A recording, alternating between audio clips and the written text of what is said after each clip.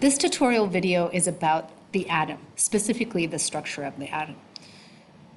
The atom is very small, and there are two major components to the atom. We have the nucleus, which is a small dot in my diagram in the center.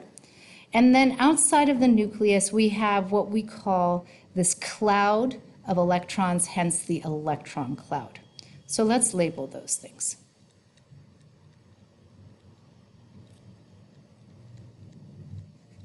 And we have the nucleus. And just to give you a perspective of the size of the nucleus in comparison to the whole atom, assume that we have AT&T Park be the size of an atom. We've magnified it to this huge AT&T Park. The nucleus would be the size of the end of your pencil's eraser in the middle of AT&T Park. So really, most of the atom is space. With that said, even though you have such a small nucleus, it actually has an interesting and very complex component to it. And that's what we'll be talking about next. So the atom is made up of different parts, and we call those subatomic particles. Now keep in mind, there are many subatomic particles. They're neutrinos, various other things, but we're going to be focusing mainly on three of the major particles. So we have protons, we have neutrons, and we have electrons.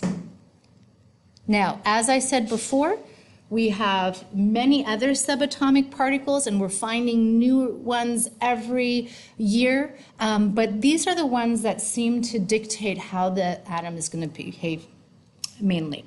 Now, we were talking about things being so small that, in fact, scientists have decided that they were going to give an atom a unique measurement. So they have determined that when we're dealing with atomic sizes and masses, we're actually going to call the mass, because it's so little, atomic mass units.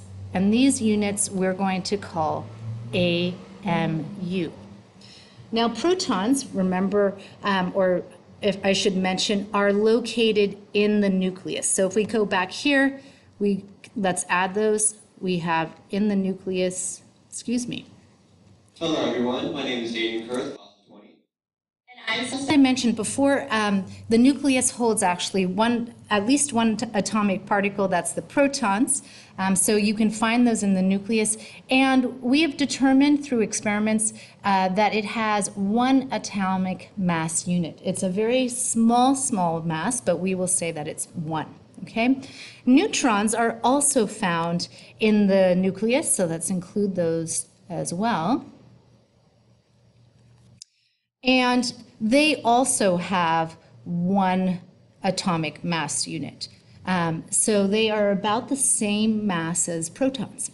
And electrons are incredibly small, and they have a mass of 1/2000th of an AMU. And because it's so small, we actually just say it has 0 mass units. So we are saying that electrons do not have mass. That's not quite true, but the number is so small, it's not significant.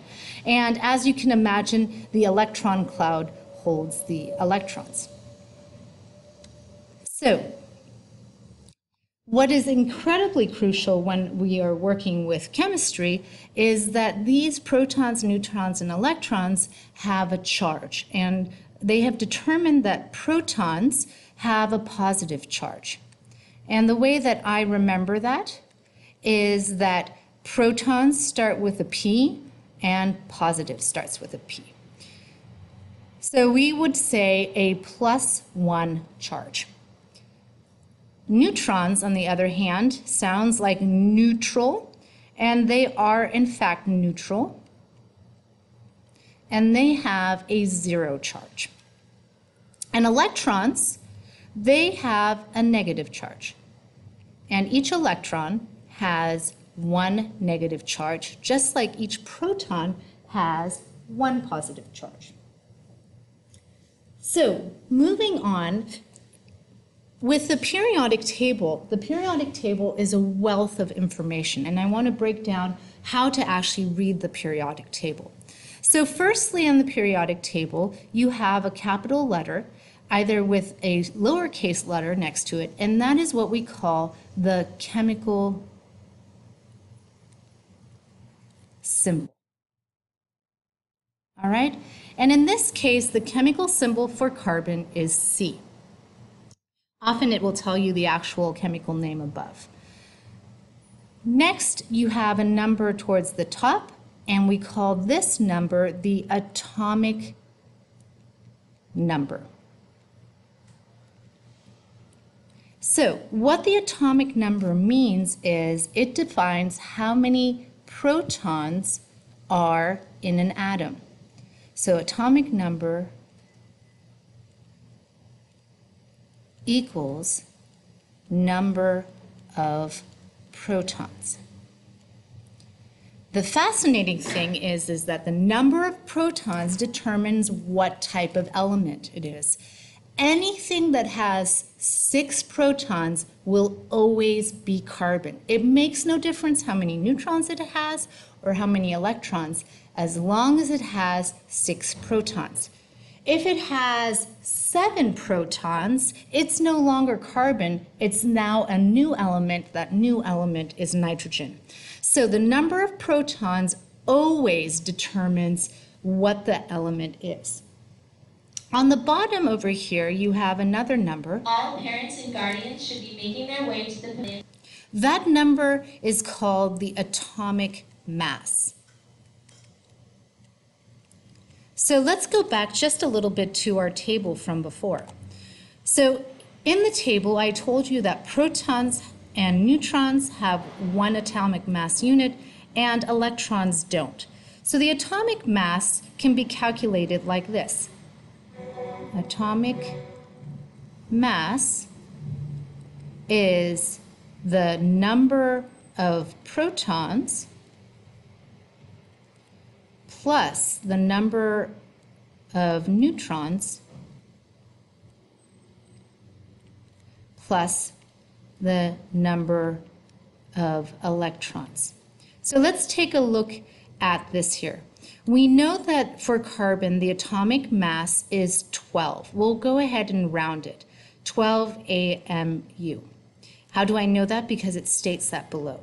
So the next part of the mystery is I know that I have 6 protons. So 6 protons, and the 6 protons means that each proton is 1 atomic mass unit. That means I have a total of 6 AMU from the protons. At this point, I'm not told how many neutrons I have, but one thing I do know is that electrons have 0 mass, and so for that reason, they will always be 0 AMU because we don't consider them to have enough mass to count. So in that case, I need to determine what mass is missing. So I know that I need to get to 12. I have 6 AMU thanks to the protons. I need to get another 6 AMU so that 6 plus 6 can equal 12. Well, I know that every neutron is 1 AMU, and if I have a total of 6 AMU, that tells me I must have 6 neutrons. So the atomic mass is the only way that you can determine how many neutrons exist in your atom. So in this case, for carbon, we have 6 protons thanks to my atomic number. I know that I have 6 neutrons because I needed to find out the difference between 6 and 12 to determine the number of neutrons. There's another part that's very interesting with the periodic table. In a neutral atom, that means one that has no charge, it means that the pluses are canceled out by the minuses. So going back here, remember positive charge is the protons and negative charge is the electrons. Well, if I know that I have 6 protons, that means I have 6 positive charges. I just mentioned my atom is a 0 charge, so this has to equal 0, I can then figure out how many electrons I have. So 6 plus what equals 0? Well, you should intuitively say that it's -6. And so because each electron offers one negative charge, I know that I have 6 electrons. So we can say for a neutral atom that the protons equal the electrons. And again, that's going to be for a neutral atom. So now let's take a look at how we're going to draw something like this. All right? So firstly, let's just revisit this image. In the center, we were told we have protons and neutrons. So we're going to draw the protons as small circles with positive charges.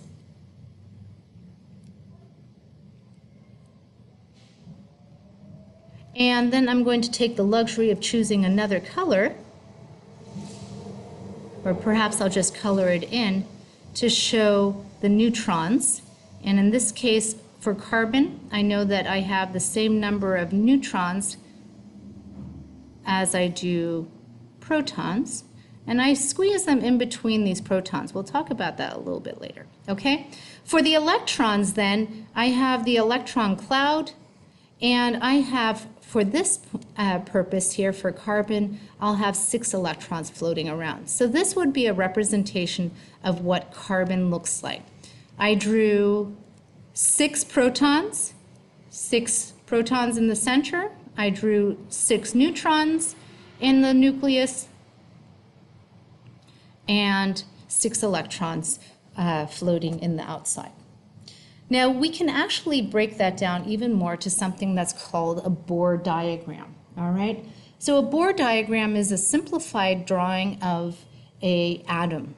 The way that we start is we start by giving the chemical symbol in the center.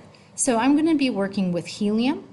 I look at the periodic table. Helium is He. I create a circle around helium, which will be my first electron shell. We're going to call that a shell. The first shell can only hold 2 electrons. And the reason it can only hold 2 electrons is that it's so small that only 2 electrons fit on there. So I have 1 electron in one shell and another electron over here. And it just so happens, just to break it down, remember that for helium, I have 2 protons, I have 2 neutrons, and I have 2 electrons. So it works out perfectly that I can fill those 2. If I only had 1 electron and 1 proton, I should only draw 1 electron on the outside. Let's try something else. How about trying phosphorus? So phosphorus has the chemical symbol of P. For phosphorus, let's take a look. Phosphorus has, thanks to my periodic table, 15 protons. It has 16 neutrons and 15 electrons. How do I know that it has 15 electrons? Remember, protons and electrons are the same. How do I know that it has 16 neutrons? Well, when I look at the atomic mass of phosphorus is 31. So I know that I have 15 protons. 15 plus what equals 31? It's 16. Now, we talked about the first shell. The first shell can only hold 2. So we're going to take 2 electrons in the first shell, but we have 15.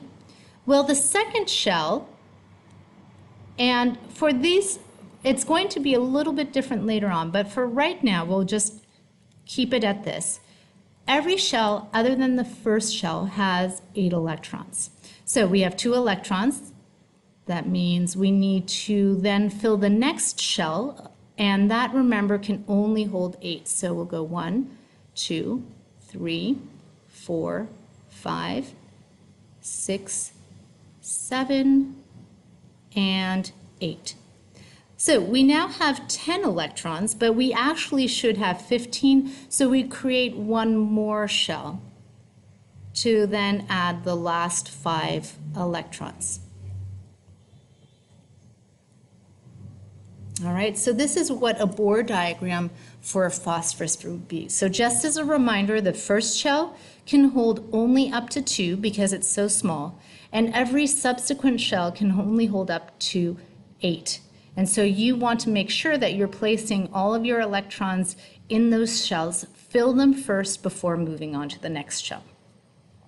The last thing I want to be talking about is dot structures. For dot structures, they're even a more simplified version of drawing these here. And again, we'll start with helium. So helium, remember, has 2 electrons, 2 neutrons, and I'm sorry, I said 2 electrons, 2 protons, 2 neutrons, and 2 electrons. We do not concern ourselves about proton and neutrons again, but this time we only concern ourselves with the outer shell of helium. So I notice I only have one shell of helium. It's a single shell, and it has 2 electrons. So what I'm going to do is I'm going to draw 2 dots. I start on the top and then on the right first. So this is the dot structure of helium. Now let's try phosphorus. For phosphorus, I have 15 protons, I have 16 neutrons, and 15 electrons. Now keep in mind, we're only dealing with electrons on the outer shell, and I'm going to give a name to that outer shell. That is called the valence shell, and in the valence shell, you have valence electrons, and that is only the outer shell. So let's take a look at this valence shell, that's the outer shell, and count how many valence electrons we have. We have 1, 2, 3, 4, 5. So in that case, we need to draw 5 electrons for our dot structure. We start with the top, the right, the bottom, so we're at 1, 2, 3, 4 is to the left, and 5. So we first need to fill every region first before doubling up. This is phosphorus. Let's choose, for example, the chemical neon. Neon has 10 protons. It has 10 neutrons,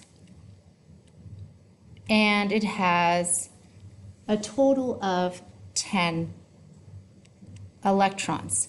So how would we draw that? So the first thing I like to do is draw the Bohr diagram. So neon, remember the first shell can only hold 2, so now I have 2 of my 10, and the last shell can hold up to 8. 1, 2, 3, 4, 5, 6, 7, 8.